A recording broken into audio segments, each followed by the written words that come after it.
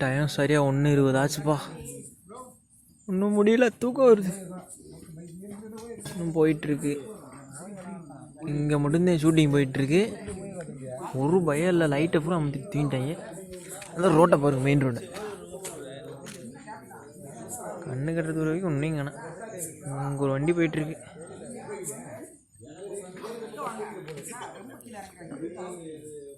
ஒன்றும் இல்லை.